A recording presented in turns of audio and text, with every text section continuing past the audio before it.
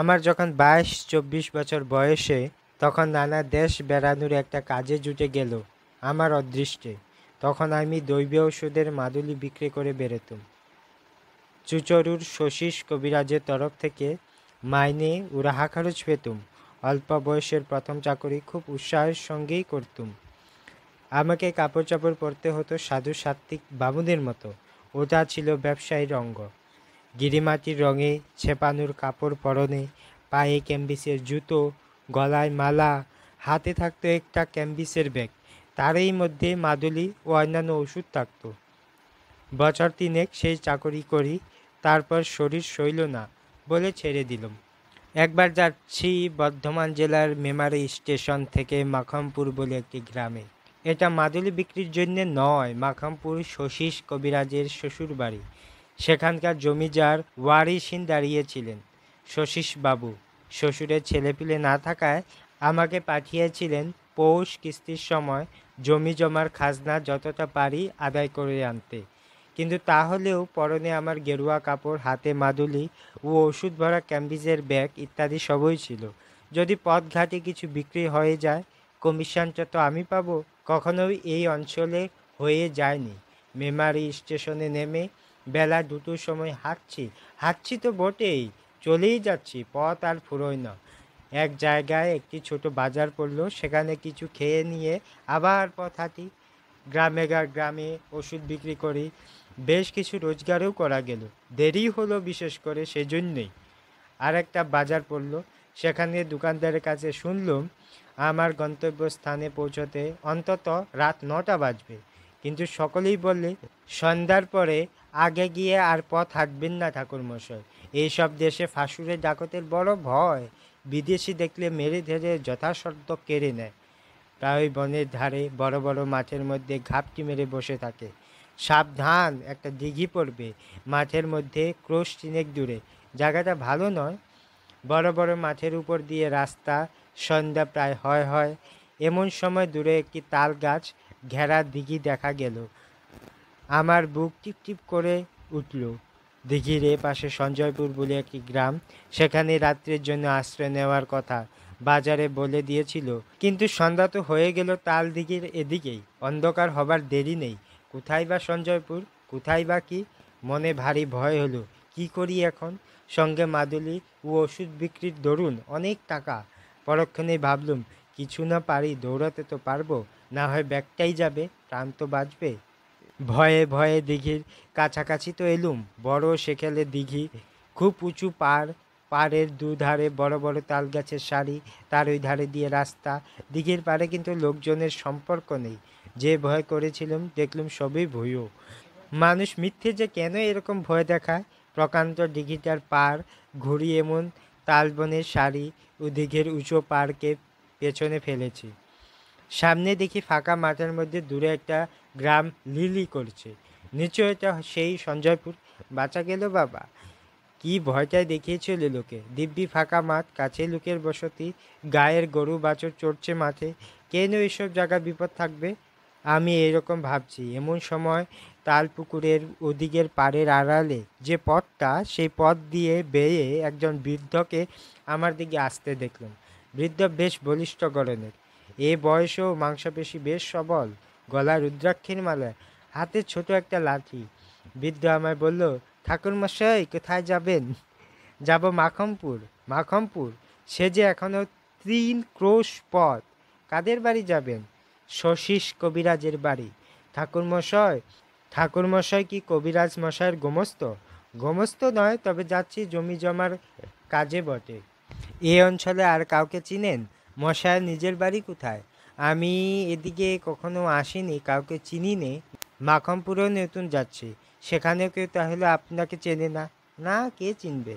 আমার এ কথায় আমার যেন মনে হলো বুড়ো একটু কি ভাবলো। তারপর আমায় বলল, কিছু যদি মনে না করেন একটা কথা বলি। রাত্রে আজ দয়া করে আমার বাড়িতে পায়ের ধুলো দিন। আমরা যাতে বাড়ুই, জল আচরণীয়, আপনার অসুবিধে হবে না। চণ্ডীমণ্ডপের পাশে বাইরে ঘর আছে, সেখানে থাকবেন, রান্নাবান্না করে খাবেন। আসুন দয়া করে। আমি বৃদ্ধের কথায় ভারী সন্তুষ্ট হলুম। সত্যি তো, সেকালের লোকেরা অন্য ধরনের শিক্ষায় মানুষ। অতিথি অভ্যাগতদের সেবা করে তাদের তৃপ্তি। বৃদ্ধ এই প্রস্তাব না করলে বার অঞ্চলের অজানা মেঠোপথ বেয়ে এই সম্মুখ আধার রাতে আমার যেতেই তো হতো মাখনপুর। 3 ক্রোশ হেঁটে গ্রামের পূর্ব প্রান্তে বড় মাঠের ধারে বাড়ি। বৃদ্ধের নাম নফরচন্দ্র দাস। আমি চণ্ডীমণ্ডপে গিয়ে উঠতেই একটা কুকুর ঘেউ ঘেউ করে উঠল। কুকুরের এই ডাকটা আমার ভালো লাগলো না। এর আমি কোনো কারণ দিতে পারবো না, কিন্তু এই কুকুরের চিৎকার জন্য একটি ছন্ন ছড়া অমঙ্গলজনক অর্থ আছে। মঙ্গল সন্ধ্যায় কোনো গৃহস্থ বাড়িতে আসেনি, যেন শ্মশান ভূমিতে এসে। বৃদ্ধের বাড়ি দেখে মনে হলো বেশ অবস্থাপন্ন গৃহস্থ। বাড়ির উঠোনে সারি সারি 3টে বড় বড় ধানের গোলা, গোলার সঙ্গে প্রকাণ্ড গোয়াল ঘর, বলদ ও গায়ে প্রায় 20-22টা। অন্তঃপুরের দিকে 4খানা বড় বড় 8 চালার ঘর। বাইরের এই চণ্ডীমণ্ডপে ও তার পাশে একখানা কুঠরি। আমার কথাটা ভালো করে বুঝতে গেলে এই কুঠরিটার কথা আর একটু ভালো করে শুনতে হবে। কুঠরিকে চণ্ডীমণ্ডপ সংলগ্ন একটি কামরাও বলা যায়, কারণ একটা সরু রুয়াকের দ্বারা চণ্ডীমণ্ডপের পিছনের দিকের সঙ্গে সংলগ্ন। অথচ দৌড় বন্ধ করে দিলে বাইরের বাড়ির সঙ্গে এর সম্পর্ক চলে গিয়ে একটা ভেতর বাড়ির একখানা ঘরের সামিল হয়ে দাঁড়ায়। আমায় বাসা দেওয়া হলো সেই কুঠরিতে। কুঠরির এক পাশে ছোট একটা চালা, সেখানে আমার রান্নার আয়োজন করে দিয়েছে। হাত মুখ ধুয়ে সুস্থ হয়ে আমি বিশ্রাম করেছি। গৃহস্বামী এসে বললে, ঠাকুরমশাই রান্না চাপান, আর রাত করেন না। আমি রান্না চালায় বসে রান্না চড়িয়ে দিতে যাচ্ছি, এমন সময় দেখি একটি বাড়ির বউ ভেতর থেকে ঝাঁটা হাতে এসে আমার রান্না চালার সামনে দিয়ে ঢুকলো ও ঝাঁটা দিতে লাগলো। কুঠরির দরজা খোলা, আমি যেখানে বসে সেখান থেকে কুঠরিটার ভেতর দেখা যায়। আমি 2-1বার বিস্ময়ের সঙ্গে দেখলাম বউটি ঝাঁটা দিতে দিতে আমার দিকে চেয়ে চেয়ে দেখছে। 2-3বার বেশ ভালো করে লক্ষ্য করে মনে হলো বউটি ইচ্ছে করেই আমার দিকে অমন করে চাইছে। আমি দস্তুর মত অবাক হয়ে গেলুম, ব্যাপার কি? সম্পূর্ণ অপরিচিত মেয়ে, পল্লীর গৃহস্থবধূ, এমন ব্যবহার তো ভালো হয় না। কি হাঙ্গামার আবার পড়ে যাব রে বাবা, কর্তাকে কাছে বসিয়ে রাত্রে রাত্রে গল্প করব নাকি? এমন সময় বউটি ঝাঁটা শেষ করে চলে গেল, কিন্তু বোধহয় 5 মিনিট পর আবারই ফিরে এলো। দেখে মনে হলো সে যেন খুব ব্যস্ত, উদ্বিগ্ন, উত্তেজিত। আবার সে কুঠুরির মধ্যে ঢুকে এটা ওটা সরাতে লাগলো এবং আমার দিকে চাইতে লাগলো। তারপর হঠাৎ রান্না চালের দরজায় এসে চকিত দৃষ্টিতে চারদিকে চেয়ে কেউ নেই দেখে আমার দিকে আরও সরে এলো এবং নিচু সুরে বললে, ঠাকুরমশাই আপনি এখন থেকে পালান, না হলে আপনি ভয়ানক বিপদে পড়বেন।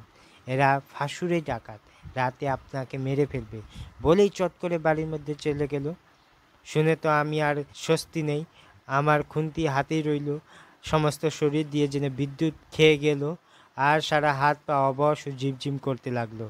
বলি কি, দিব্যি গৃহস্থ বাড়ি, গোলা গোলা ঘরদোর, ডাকাতে কি রকম, কিন্তু পালাইব বা কেমন করে?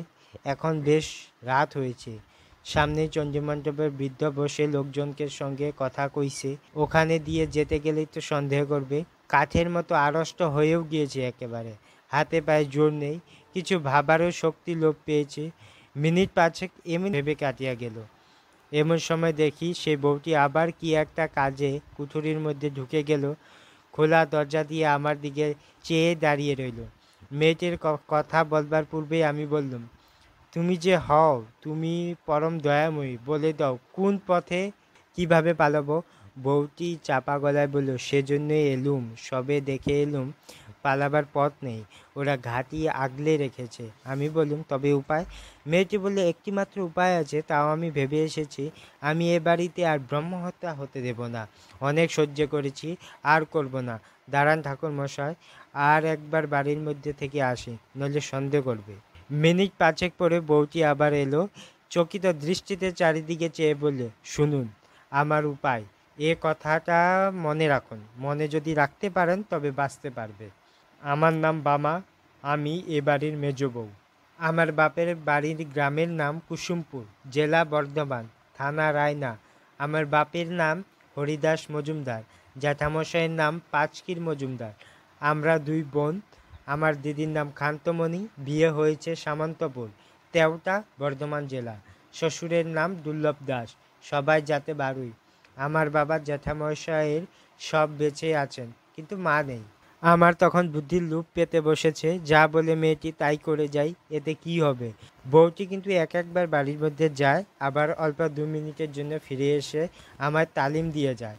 মনে আছে তো জ্যাঠামশাইয়ের নাম কি? আমি বললুম, হরিদাস মজুমদার।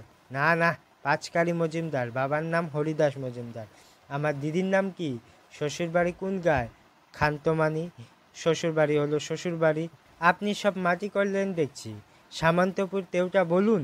সামন্তপুর তেওটার শ্বশুরের নাম রামযদু দাস, দুর্লভ রাম দাস।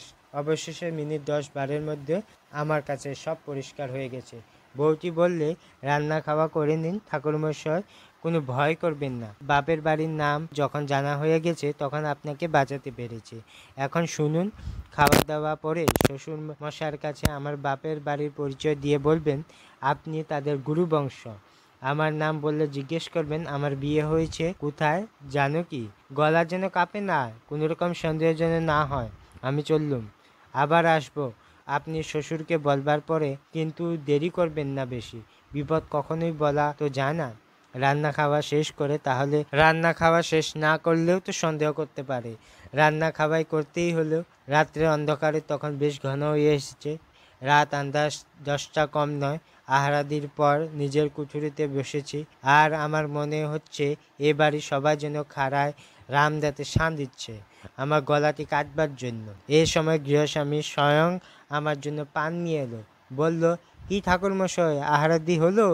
দিব্যি করে শুয়ে পড়ুন, মশারিটা টাঙিয়ে দিচ্ছি, রাত হয়েছে, আর দেরি করবেন না।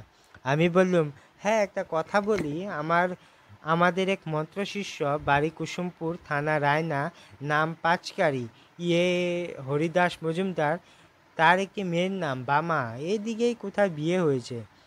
তারাও যাতে তোমাদের মতোই বারুই, তাই হয়তো চিনলেও চিনতে পারো। মেয়েটির জ্যাঠা দুর্লভরাব পাঁচকারি আমায় বলে দিয়েছিল মেয়েটির শ্বশুরবাড়ি খোঁজ করে একবার সেখানে যেতে। তা যখন এলুম এ দেশে, আমার কথা শুনে বৃদ্ধজনে কেমন হয়ে গেল। আমার দিকে অবাক হয়ে চেয়ে রইল। কুসুমপুরের হরিদাস মজুমদার, বামা, আপনি তাদের চিনলেন কি করে? বামার কথা স্মরণ করে গলা না কাঁপিয়ে ধীর স্বরে বললুম, আমি যে তাদের গুরুবংশ। আমার বাবার ওরা মন্ত্রশিষ্য কিনা। বৃদ্ধ তাড়াতাড়ি বলুন, বসুন, আমি আসছি। আমি একটা কুঠুরির মধ্যে বসে রইলুম। সন্দেহ ও ভয় তখনও কিছু যায়নি। এরা যে গুরুদেবকেই রেহাই দেবে তাকে বলেছে। কিছুক্ষণ পরে বৃদ্ধ ফিরে এলো, পেছনে পেছনে সেই বধূটি আর একজন সন্ডামার্কা গুছের যুবক, একজন পৌরা স্ত্রীলোক, সম্ভবত বৃদ্ধের স্ত্রী। বৃদ্ধ বলল, এই যে বামা ঠাকুরমশাই, আমার এই মেজ ছেলের সঙ্গে এই আমার মেজ ছেলে শম্ভু। গড় করো, মেজ বউ দেখতে চিনতে পারো একে? চমৎকার অভিনেত্রী বটে বামা, অদ্ভুত অভিনয় করে বলে বটে। ঘোমটা খুলে হাসি মুখে সে আমার পায়ের ধুলো নিয়ে প্রণাম করে গলায় আঁচল দিয়ে, জীবন দাত্রী দয়াময়ী বামা। আমার চোখে প্রায় জল এসে পড়ল। তারপর সে রাত্রি তো কেটে গেল। খাবার জল দেবার ছুতো করে এসে বামা আমায় আশ্বাস দিয়ে গেল, বললে বিপদ কেটে গেছে। আমার চোখে না পড়লে সর্বনাশ হতো, ভিটেতে ব্রহ্মহত্যে হতো। অনেক হয়েছে এই কুঠুরিতে, এই বিছানায়, এই মেঝেতে অনেক লাশ পোতা। আমার মনের অবস্থা বলবার নয়। বললুম, পুলিশ কি গায়ের লোক কিছু টের পায় না, কিছু বলে না? কে কি বলবে, এ ফাঁসুরে ডাকাতের গা, সবাই এরকম। আগে জানলে কি বাবা এখানে বিয়ে দিতেন? বিয়ের পর সব ধরা পড়ে গেল আমার কাছে। এখন আমার একটি সন্তান হয়েছে, এ পাপ ভিটেই বাস করলে তার অকল্যাণ হবে। ওকে বারণ করি, কিন্তু ও কি করবে? মাথার উপর শ্বশুরমশাই রয়েছেন, পুরনো ডাকাত দাদারা রয়েছে। আপনি ঘুমিয়ে পড়ুন বাবা ঠাকুর, আর বয় নেই। সকাল হলো। বিদায় নেবার সময় বৃদ্ধ আমায় 5 টাকা গুরু প্রণামী দিল। বামাকে আড়ালে ডেকে বললুম, তুমি তো আমার মা, তুমি আমার মা, আমার জীবনদাত্রী, আশীর্বাদ করি চিরসুখী হও মা। বামার মতো বুদ্ধিমতী নারী জীবনে আর আমার চোখে পড়েনি। কতকাল হয়ে গেল এ বৃদ্ধ বয়সেও এই দয়াময়ী পল্লু বধূটির স্মৃতিতে আমার চোখে জল এসে পড়ে। শ্রদ্ধায় মন পূর্ণ হয়ে ওঠে।